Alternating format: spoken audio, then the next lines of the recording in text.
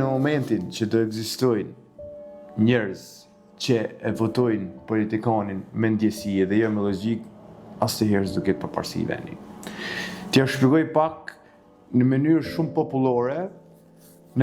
popullore, që ta kuptojnë edhe njerëzit që s'do me munu shumë menjen. Të shizojmë shembull na jena 10 vet, 10 djem. 10 djem ose gra, jena 10 persona.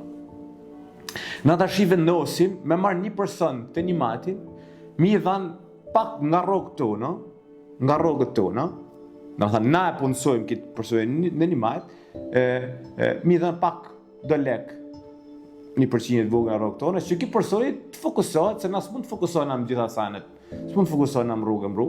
Këtë person të fokusohet me ekonominë tonë që të rëndojë rrugë, të rëndojë sanet, të rëndojë gjanë. Tash kjo është punëtori jonë. Mu bo tashi ky mu kthy shefi jonë, na e të punësu ty. Ti je qaj që të gjesh llafin tonë. Me të fut punëtori, ose merr një punëtor në restorant, dhe më shamë. A merr punëtorin në restorant ty, në tanin, ose punën që ban, ose bau shtel, ose zgjellë punën që ban ti, e marr me të bo punëtori shef, për dhe herë. Zba punën ti, të shik të punëtorin, a mon punë sepse flet bukra, thut pravat bukra ky? A mon punë si është bukurash? Faktikisht, sot, të shik, njerëzit, dhe më thënë, mund të tham pak ma të përse rinia nga mosha e me pak ma ndryshe pak se e kanë kuptu hilen, po mosha prindërve tonë.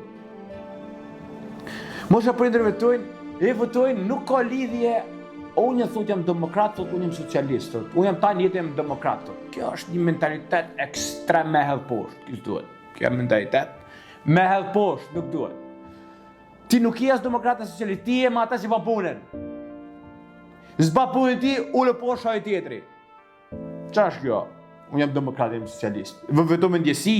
Mund t'jetë një person shiko si hec mentalitetin shqiptar. Mund t'jetë një person se ta një jetën për shembull e ka urrëj socialistin.